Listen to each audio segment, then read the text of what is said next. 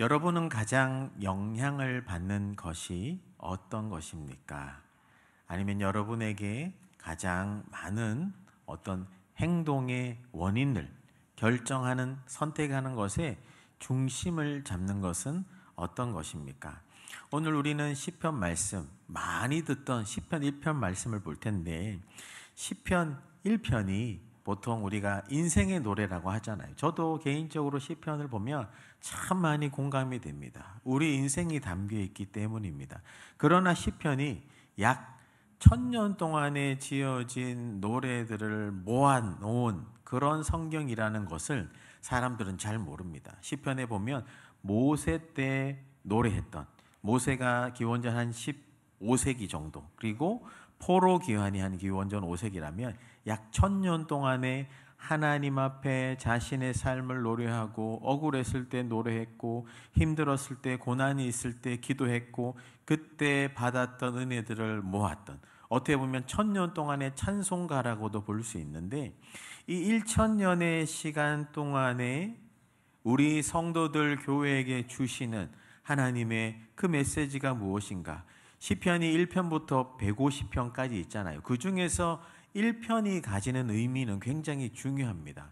1편은 마치 시편뿐만 아니라 성경 전체의 방향타와 같는데, 여러분 혹시 배를 끌어보신 분, 왕년에 데이트할 때 그 배 한번 타보신 분은 알겠지만 노 젓는 게 쉽지 않습니다. 근데 노 젓는데도 이거보다 더 수고하는 게 뭐냐면 방향을 잡는 사람이거든요.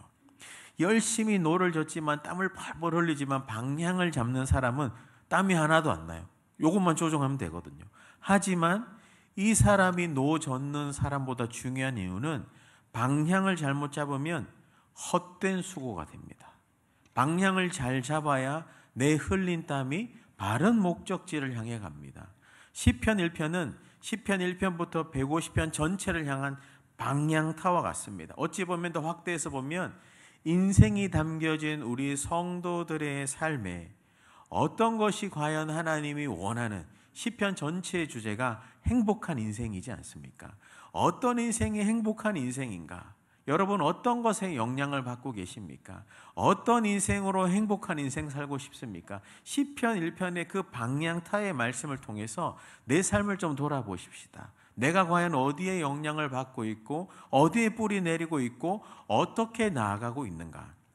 그 말씀을 우리가 함께 살펴볼 텐데, 시편 1편은 워낙 많이 듣는 말씀이어서 원래 설교 잘 안 합니다. 왜냐하면 너무나 많이 유명한 말씀이니까 그냥 해도 본전이거든요. 그래도 저는 중요하기 때문에 같이 한번 해볼랍니다. 그래서 여러분 같이 들어보면서 내 인생이 어디에 영향을 받고 있고, 오늘 설교 제목이 뭡니까? 어디에 뿌리 내리고 있는지 한번 살펴보길 원합니다. 시편 1편이 어떻게 시작합니까?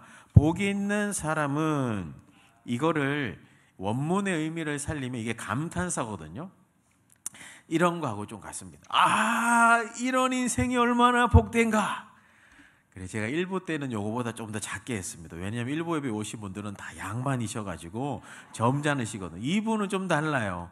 우리 중직들이 많아가지고 그래도 조금 더 화답하는 느낌이어서 조금 더 제가 감정을 실어보면, 우와, 이런 인생이 얼마나 복된가. 네, 좀 부끄럽긴 하지만 여러분, 이런 의미예요. 여러분 어떤 인생이 복된지, 시편 1편의 행복한 인생, 어떤 인생이 복되다고 이야기하는가? 아, 이런 사람은 진짜 얼마나 행복하겠는가? 그런 사람은 1절부터 2절까지는 3대 1의 싸움이 나오는데, 1절에 이런 사람이 복되다고 하면서 이렇게 하지 않는 사람이 얼마나 복된가? 이렇게 하지 않는 사람을 세 종류로 이야기하는데, 이게 점층적인 강화법으로 되어 있어요. 첫 번째는 어떤 사람입니까? 악인들의 꾀를 따르지 아니하는 사람은 얼마나 복된가.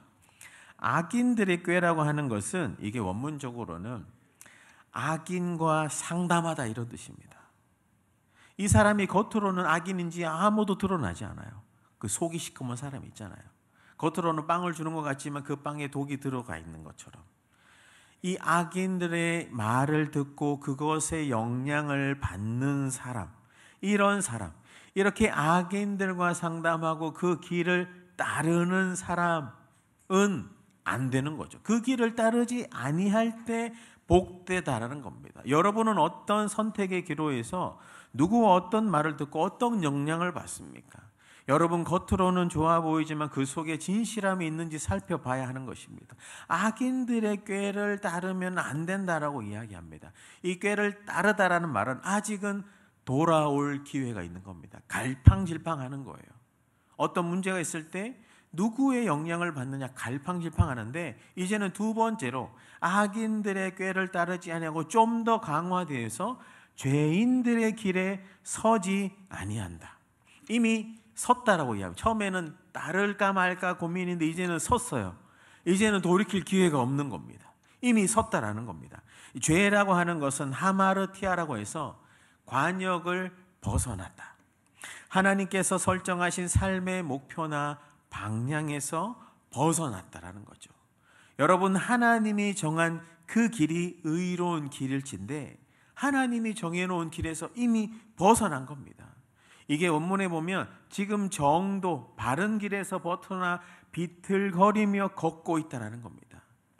이미 그 길에 서 있는 거예요. 돌이키기가 쉽지 않습니다. 아까까지만 해도 악인들의 꾀를 따를까 말까 고민했지만 아직은 돌이킬 기회가 있는데, 죄인들의 길에 서버리면 돌이킬 기회가 없는 겁니다. 여러분, 어느 길에 서 있습니까?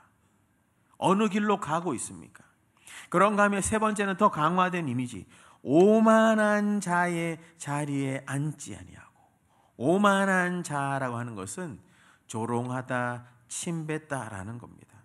여호와의 진리와 공의를 조롱하는 겁니다. 본래 입을 삐죽삐죽거리다 이런 표현이거든요. 그리고 하나님의 뜻에 순종하여 길 가는 사람들을 향해서도 삐죽삐죽거리고 수군수군대고 비난하는 거죠. 이미 그 자리에 가버린 겁니다. 오만한 자리에 앉아버린 거, 이미 세틀다운, 거주해버린 겁니다. 이미 거기에 사고방식과 생각과 말과 행동이 성경에서 완전히 벗어난 겁니다. 그런데 본인은 몰라요. 얼마나 무서운 말입니까? 여러분은 어떤 자리에 앉고 계십니까? 여러분 악인들의 길을 따를까 말까 갈팡질팡하고 있습니까? 의인의 길로 돌이키길 축복합니다. 아직 기회가 있어요. 하지만 죄인들의 길에 서버리면, 여러분 한 번 서면 한 번 죄 짓는 게 무섭지, 한 번 예배 빠지는 게 무섭지, 한 번 예배 때 잠자는 게 무섭지, 두 번부터는 괜찮거든요. 서버리면 안 돼요. 그리고 악인들, 오만한 자리에 앉아버린, 이미 다른 사람 판단하고 정죄하고 비판하는 그런 자리에 앉아버린다고요. 그런 자리에 앉지 않는 사람이 얼마나 행복한 인생인가 라고 이 세 가지의 점층법을 이야기하면서 2절에 가서 유일하게 3대 아니면 이 3명의 인생보다도 강한 한 명의 인생을 이야기하는데, 그게 뭐냐? 2절을 같이 한번 읽어봅니다. 시작. 오직 여호와의 율법을, 오직 참으로, 앞에 나와 있는 3명의 점층법을 이길만 하고도 이기고도 남는, 이 사람이 진짜 행복한 인생인데 그 인생이 어떤 인생이냐? 여호와의 말씀을 즐거워하여 주야로 그것을 묵상하는 인생. 여러분, 여호와의 율법 말씀을 사랑한다라는 것은, 여러분 말씀을 사랑한다라는 것은 하나님을 사랑하는 것하고 똑같습니다. 여러분, 어떤 사랑하는 사람이 있다면 그 사랑하는 사람의 말을 지키려고 애쓰잖아요.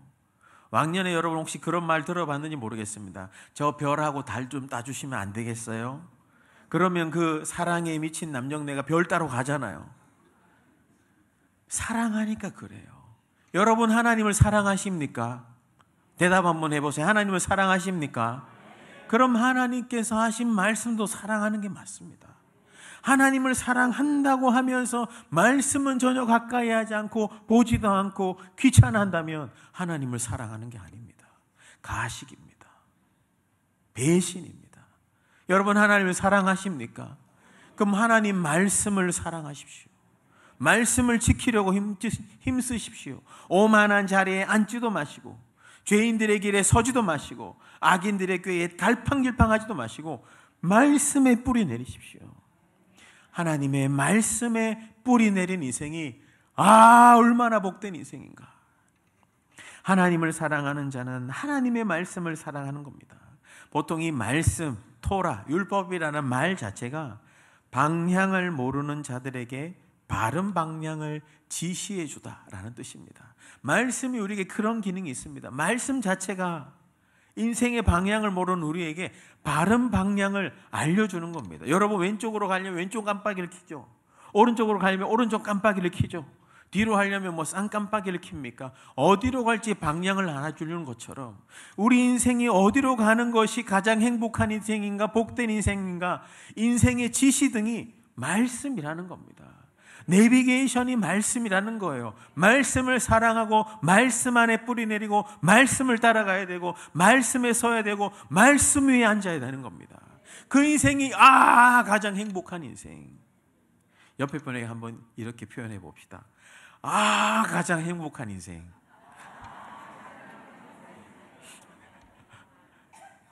여러분, 어떤 인생이 가장 행복한 인생이라고요? 말씀에 뿌리 내리는 인생. 말씀을 사랑하는 사람이 하나님을 사랑하는 인생입니다. 오늘의 설교의 메시지는 요 원포인트입니다. 여러분, 하나님을 사랑한다면 말씀을 사랑하고 뿌리 내려야 돼요. 어디에 뿌리 내리고 있습니까? 사람들의 말에, 환경에, 돈에, 나의 아픈 육신에, 아니면 과거에, 힘든 거에. 여전히 오늘은 2025년 8월 31일을 살아가야 되는데 2013년 한 7월 26일쯤에 상처받은 그거 가지고 아직도 과거에 묶여 있습니까? 여러분, 하나님 말씀 안에 뿌리 내리면 현재를 살아갈 수 있습니다. 은혜를 바라볼 수 있다고요. 눈이 열리고 기가 막히고 코가 막힌 인생에서도 눈이 열린다고 지난주에 말씀드렸지 않습니까? 여러분, 어떤 사람이 참된 예배자입니까? 하나님의 말씀 앞에 뿌리 내리는 인생. 그런 예배자 되시길 축복합니다. 그렇게 하나님의 말씀을 즐거워하여 주야로 이것을 묵상하는 조다. 여러분, 묵상이라고 하면 보통은 이렇게 생각합니다. 여호와는 나의 목자시니 내가 부족함이 없으려다 그가 나를 풀어. 비 오는 날에 비 맞고 중얼중얼 거리는 것처럼 이게 묵상이라고 생각하는데, 묵상은 그게 아니라 동물 두 가지 뜻이 있는데, 동물에 보면 위가 몇 개 있는 이런 동물 있잖아요. 그것을 음식을 먹어요. 저장을 해둡니다. 그리고 힘들 때마다, 아플 때마다, 지칠 때마다 다시 꺼내서 음식을 다시 잘금잘금 씹습니다. 이걸 되새김질이라고 하잖아요. 여러분, 말씀을 담는다. 말씀에 뿌리 내린 인생이다. 말씀이 내 안에 영의 양식으로 들어옵니다.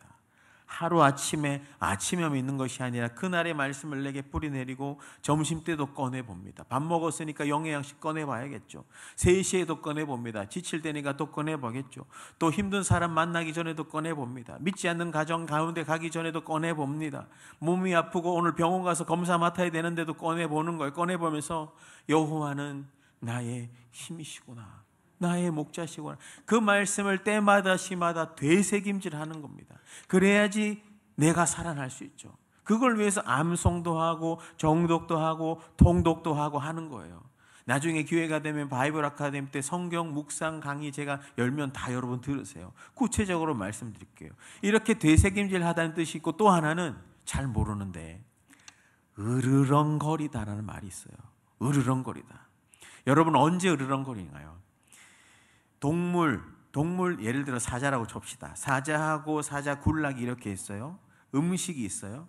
동물이겠죠. 그 동물을 뺑 둘러싸요. 이것을 먹기 시작하는데 주변에 또 다른 야생 동물들이 막 옵니다. 그럼 어떻게 하느냐? 으르렁 거리면서 경계하며 내 음식을 지키는 거예요. 여러분, 하나님의 말씀이 나의 영의 양식으로 들어와요. 근데 이것을 내가 으르렁거리며 묵상하며 지키지 않으면 원수가 와서 빼갑니다. 내 염려가 와서 빼가요. 내 탓하는, 내 인생 한탄하는 내 속 사람이 와서 빼. 그러면 남는 게 없어. 그러면 어떻게 되느냐? 공허해요. 3절에 바람에 나는 겨와 같은 인생이 되는 겁니다. 이런 인생의 바람 비 부를 때 날려가는, 휘청휘청 거리는 겁니다. 여러분, 그런 인생 되어서는 안 되지 않습니까?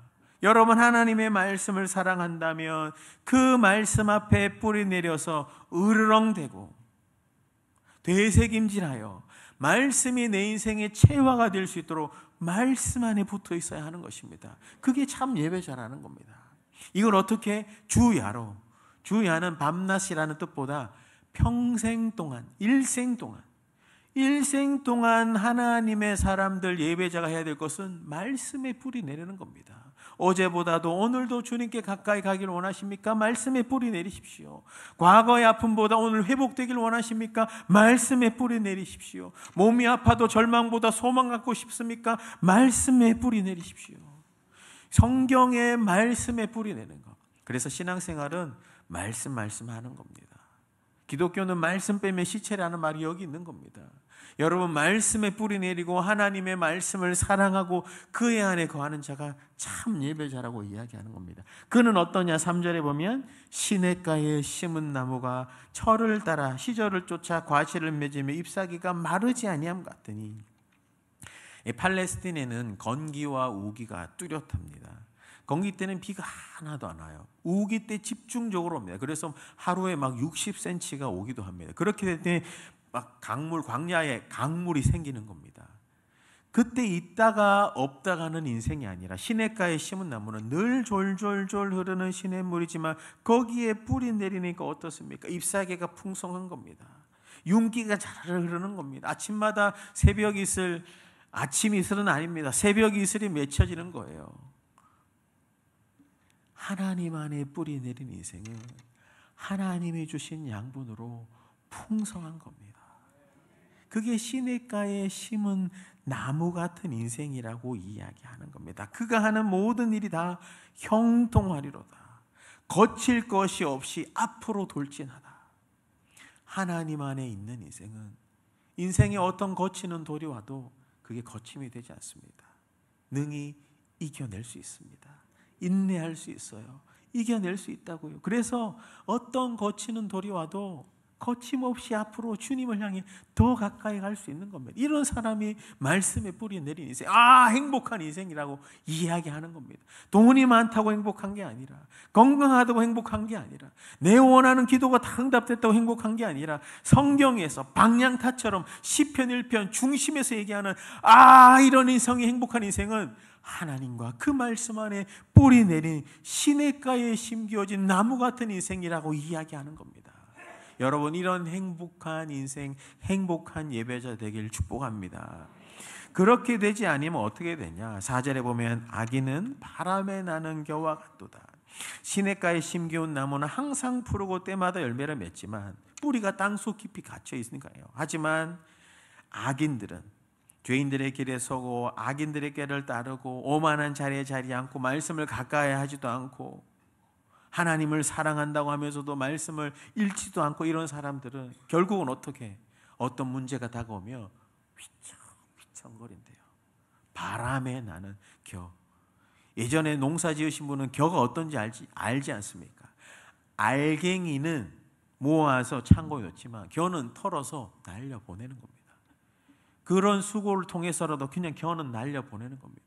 우리 인생이 하나님 안에 깊은 안정감과 중심과 뿌리를 두고 있을 때 우리는 묵직하게 은혜의 길로 갈 수 있는 겁니다. 하지만 말씀에 뿌리 내리지 않는다면, 시험이 오고 고난이 오고 어려움이 온다면 휘청휘청거려서 그 바람에 휩쓸려 날아가 버리는 겨와 같은 인생. 세상이 얼마나 이와 같습니까? 이런 말 했다가 이랬다가 저랬다가 나 몰라라 하고. 여러분, 하나님 안에 뿌리 내리시길 바랍니다. 말씀 안에 뿌리 내리시길 바라요. 그러면서 이제 5절부터 6절까지는 이제 결론적으로 이야기하는데, 그러면 악인은 그러므로 심판, 장래 마지막에 하나님의 심판을 견디지 못한다. 마태복음 25장에 양과 염소의 철저한 분리도 있는 것처럼 심판을 견디지 못하고 공동체 의인의 회중에도 들지 못한다. 하지만 1장 6절에 결론적으로 의인의 길은 말씀에 뿌리 내리고 말씀이신 주님을 사랑하고 시냇가에 심기워진 나무 같은 그런 인생은 어떻게 됩니까? 여호와께서 인정하신다. 하나님이 다 아신다는 거예요. 너의 수고를 다 안다. 너의 고난과 인내를 다 안다. 너의 길이 내가 택한 길이고 사명의 길이고 생명의 길인 거 내가 다 안다. 마지막 날에 그는 심판대 앞에 서지만 심판대를 비켜가 주님 곁에 서게 될 줄 믿습니다. 여호와께서 인정하시는 길, 인생에 두 가지 길이 있어요. 하나님께서 인정하시는 길이 있고 인정하지 않는 길. 여러분 어느 길로 걷고 계십니까? 어느 길에 서 계십니까? 어느 길을 따를까 말까 갈팡질팡 하고 계십니까? 어디에 영향을 받고 계십니까? 어디에 뿌리 내리고 계십니까? 그 이야기를 계속 반복하면서 성경에도 하나님 말씀에 뿌리 내린 인생들이 얼마나 많아요. 다 이야기하고 싶지만 다 못하고 몇 가지만 이야기한다면, 오늘 아까 우리 찬양대가 여호수아 성을 쳤네, 그건 여호수아 강의할 때 또 한 번 더 해주세요. 여호수아 이야기 한번 해볼까요? 여호수아가 어떤 사람입니까? 모세, 위대한 지도자 모세 뒤에 자기가 서 있으니까 얼마나 두렵고 떨렸겠어요. 그래서 1장에 보면 두려워하지 말라. 내가 어디로 가든지 내가 너와 함께하리라. 좌로나 우로나 치우치지 말고 주님의 말씀 안에 거하라. 그래서 그 말씀 안에 거하니까 가는 곳곳마다 승리했잖아요. 가나안 중반 또 상부 하부 다 승리했는데 결정적으로 실수한 장면이 9장에 나와요. 어떤 장면이냐? 기브온 족속이 그 땅 사람들하고 화친 맺지 말고 다 불태워라고 했는데 기브온 족속이 어떻게 보면 속인 거죠. 기브온 족속이 그 땅 사람 아닌 것처럼 와서 그 땅 사람하고만 화친 맺지 말라고 했으니까 우리는 괜찮지 않습니까? 라고 했을 때 말씀해 보면 여호와께 묻지 아니하고 하나님 말씀 앞에서 씨름하면서 하나님 어떻게 할, 그 말씀에 뿌리 내리지 않으니까 자기 눈에 좋은 대로 오케이 좋습니다 합시다. 그런데 그게 기브온 족속이 평생 이스라엘에 얼마나 발목 잡힌 일이 되었습니까? 그렇다고 여호수아가 실패했냐? 그렇지 않습니다. 여호수아 나중에 24장에 가보면 나와 내 집은 오직 여호와만 섬겼다고 대단한 사람입니다. 하지만 그런 사람도 실수했다라는 것이 위로가 되고 도전이 되지 않습니까? 여러분 지금까지 어떻게 살아왔습니까? 하나님 말씀에 뿌리 내렸습니까? 안 내렸습니까? 오늘부터 뿌리 내리면 됩니다.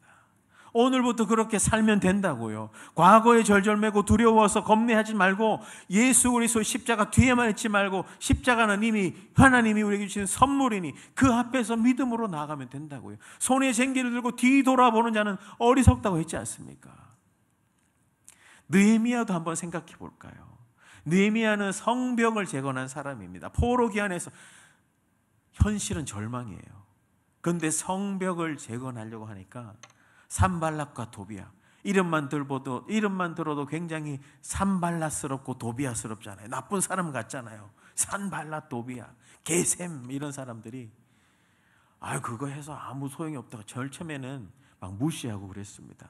그런데 아랑곳하지 않고 하나님 말씀하셔서 계속 가는 거예요. 그런데 계속 그게 확대되니까 어떻게 됩니까? 처음에 우리가 무시했는데 사실은 우리가 더 좋은 길을 알려줄 테니까 언제 어디 창고에서 만나요. 꼭 나오세요. 알겠죠? 느헤미야 씨 알겠습니까? 그런데 느헤미야는 어떻게 했습니까? 주님 앞에 나아가서 묻고 가서는 안 되겠다. 나가지 않습니다. 그러니까 막 비방하기 시작합니다. 공격하기 시작합니다. 아랑곳하지 않고 주님 말씀에 뿌리 내려서 묵묵히 가니까 성벽을 재건하고 다시금 그 재건한 성벽으로 말미암아 이스라엘이 회복되는 그 일에 쓰임 받았지 않습니까? 여러분 예수님은 또 어땠습니까? 예수님은 요한복음 5장에 보면 나는 내 뜻대로 행하는 게 하나도 없습니다. 다 아버지의 뜻을 행할 뿐입니다. 나는 내가 말하는 것도 하나님께서 성령을 통해 내게 말하고 하는 것만 말하는 겁니다. 예수님이셔서 특별한 부르심이 있어서 그랬을 수도 있지만 그리스도인은 원문적으로 그리스도에 미친 사람들이라는 욕으로부터 시작한 단어라는 거 들어보지 않았습니까? 안 들어봤으면 지금 들어봤으니 그리스도인이라는 것은 그리스도에 미친 사람들이네 라는 말이 어원입니다. 여러분 우리는 그리스도께 미친 사람들입니다. 그리스도가 하라면 하는 거고 하나님이 가라면 가는 거고 하나님이 멈추라면 멈춰야 하는 겁니다. 여러분 그런 말이 있죠. 세상 모든 사람들이 예스해도 노할 줄 아는 사람.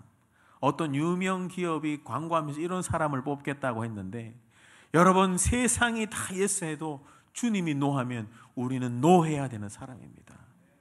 집에 가서 아내분이 쓰레기 분리수거 좀 해주세요. 근데 오늘 설교 말씀 들으니 NO! 이러지 마시고 그땐 예스 해야 되는 겁니다.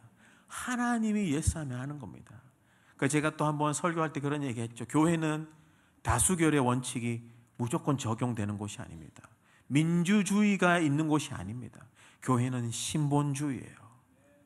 그리고 다수결보다는 오히려 주수결, 주님 손의 결정에 따르는 곳이 교회입니다. 세상은 다 이 길이 맞습니다. 천주교 아니면 불교 연합하는데 교회는 왜 그렇게 교회를 타분합니까? 왜 그렇게 독단적입니까? 독선적입니까? 성탄절 되면 사랑을 나누라면서요. 주변에 불교 뭐 어떤 사들에게도 좀 손을 내밀 수 있지만 우리는 복음에 있어서는 타협하지 못합니다. 오직 구원은 예수 그리스도에게만 있기 때문입니다. 그래서 세상이 예스해도 우리는 노할 수 있어요. 하나님이 노라고 하면. 세상이 노해도 우리는 복음을 전해야겠다고 예스하면 예스하면서 가야 되는 겁니다. 여러분, 사람들의 소리에 영향받습니까? 대중의 인기에 뿌리 내리고 있습니까? 하나님 어디에 여러분 뿌리 내리고 있습니까? 사람의 말이 아니라, 돈이 아니라, 대중의 인기가 아니라, 전통이 아니라, 내 경험이 아니라, 나의 감각이 아니라 하나님의 말씀에 뿌리 내리시길 축복합니다. 그게 그리스도인이고 그게 교회입니다. 말씀을 정리하면서 우리 교회 슬로건이 있죠. 성령 충만한 그리스도의 제자가 되어. 여러분, 그리스도의 제자는 그리스도의 말씀에 뿌리 내리는 사람입니다. 제자로 사십니까? 어디에 영향받고 계십니까? 어느 길에 서 계십니까? 여러분, 말씀에 뿌리 내리시길 축복합니다. 그러면서 말씀에 뿌리 내리시길 축복하기 원해서 실제적인 어떤 말씀 묵상하는 법에 대한 몇 가지만 제가 이제 적용 마지막으로 좀 나누고 싶은데 길지 않아요. 그래서 다 아시는 얘기입니다. 한번 저 점검해 보자는 거죠. 먼저는 여러분, 말씀 앞에 머물려면 한적한 곳과 한적한 시간을 준비하셔야 됩니다. 예수님께서 새벽 5일에 미명에 나가셨잖아요. 어떤 사람은 기질에 따라 저녁이 주님께 집중 잘 되는 사람도 있습니다. 그런데 보통 한국 교회는 전통적으로 새벽에 많이 하겠죠. 하지만 이걸 같이 하기 위해서 금요 기도회, 새벽 기도 함께 하겠죠. 중요한 것은 핸드폰도 놔두고 연락하는 것, 염려되는 것도 다 놔두는 한적한 곳과 시간이 여러분에게 있느냐라는 겁니다. 조금 앉아 있다가도 바빠가지고 여러분 옆에 리모컨이 있습니까? 아니면 여러분 옆에 핸드폰이 있습니까? 그러면 말씀에 집중 못합니다. 다른 거 다 제껴놓고 주님께만 집중할 수 있는 한적한 곳과 시간, 장소를 마련하시길 바랍니다. 그런 다음에는 은혜 받을 그릇이 돼야 돼요. 은혜 받을 그릇이 뭡니까? 찬양을 해도 좋고 기도를 해도 좋고 내 안에 염려 근심들을 주님 앞에 다 내려놔도 좋아요. 이런 얘기 하니까 지난주에 이제 코이노니아 3050 우리가 참 기도해 주셔서 좋은 시간들을 그 세대들과 함께 가졌는데 그 중에 한 분 목자가 와서 그런 얘기 하더라고요. 목사님, 1217 우리가 목장에서 해보니까 너무 좋아요. 근데 조금 목원들이 해이해지고 있는 것 같아요. 근데 담임 목사님이 강단에서 한마디 해주면 파급 효과가 크니까 꼭 이야기해달라고 좋은 의미의 로비를 받았습니다. 여러분, 1217이 뭡니까? 하루에 2장 성경 읽고 17분 기도한 어떤 것이든 좋지만 중요한 게 뭡니까? 말씀과 기도로 은혜 받는 체질 개선하자는 거 아닙니까? 여러분, 말씀과 기도 외에는 거룩할 수 없는 것입니다. 여러분, 오늘 이 예배 올 때도 여러분 어제 말씀을 읽고 은혜 받을 준비, 마음 대필 준비하면서 와야지, 와서 엉덩이만 대표가면 안 된다고 얼마나 이야기했지 않습니까? 여러분, 기도함으로 내 안에 어떤 염려 근심들을 주님 앞에 다 내려놓고 은혜 받을 준비를 하는 겁니다. 그런 다음에 성경을 펴십시오. 성경을 읽으십시오. 펜을 들고 가면서 낙서하면서, 낙서라고 해서 진짜 다른 거 그리지 말고 줄 쳐가면서 그림 그려가면서 성경책 깨끗하게 안 두셔도 돼요. 1년에 한 권 열심히 다 적고 내년에 다시 새 거 하나 사십시오. 그래야 산마도 돌아가지. 그렇게 여러분 성경을 쓰십시오. 하나님이 이런구나. 이 말씀이 이런 거구나. 시편 복이 있는 행복한 감탄사를 이렇게 쓰면서 그렇게 메모를 하면서. 근데 성경을 볼 때 묵상할 때 핵심은 뭐냐 하면 내가 성경을 쪼개는 게 아닙니다. 성경이 내 삶을 분해하고 해체하고 쪼개어야 해요. 내가 말씀에서 멀어졌네. 내 안에 예수님에 대한 구원의 감격이 사라졌네. 내가 어려운 중에도 말씀 가지고 기도하니까 나는 행복한 인생이네. 말씀이 나를 깨부셔야 됩니다. 나중에 여러분 성경 묵상 제가 바이블 아카데미 열면 꼭 다 오십시오. 제대로 또 알려드리겠습니다. 그렇게 메모하고 적은 다음에 결단을 적는 겁니다. 나는 성경 옆에도 좋고 따로 묵상 일기, 큐티 일지도 좋고 내가 오늘 읽은 말씀 이건데 말씀을 제가 추천하는 것은 말씀 은혜 받는 그 구절을 다 쓰고 그 다음에 결단 기도를 쓰고 다짐을 쓰고 하는 겁니다. 여기서 끝이 아니라 그렇다면 그것을 하루 동안 살아내는 겁니다. 아침에 버스 타고 갈 때도 생각하면 꺼내보기도 하고 점심 먹고도 밥 약 먹었으니까 영양식도 한번 더 꺼내보고 그러면서 하루를 살면서 마지막 자기 전에 오늘 하루 내가 이 말씀으로 살았나 안 살았나 돌아보고 기도하고 하나님 내가 오늘 이런 부분은 부족했는데 더 은혜 주십시오. 이런 부분들은 말씀대로 살려고 했는데 주님 내게 더 은혜 달라고. 그게 말씀 앞에 머무는 인생입니다. 말씀을 정리하겠습니다. 제가 처음 드렸던 질문이 있죠. 여러분 어디에 영향을 받고 계십니까? 여러분 어디에 뿌리 내리고 계십니까? 오늘 설교는 한 가지입니다. 그 한 가지를 향해서 계속 나아갑니다. 어떤 세상의 소리나 사람의 소리, 나의 내면의 소리 말고도 하나님의 말씀에 뿌리 내리는 그런 예배자들이 여러분 다 되시길, 이번 한 주간도 아니면 앞으로 평생 그런 예배자로 살아가시는 여러분 되시길, 여러분뿐만 아니라 여러분의 가정과 자녀도 우리 교회도 말씀에 뿌리 내린 교회 되길 주 예수 그리스도 이름으로 축원합니다.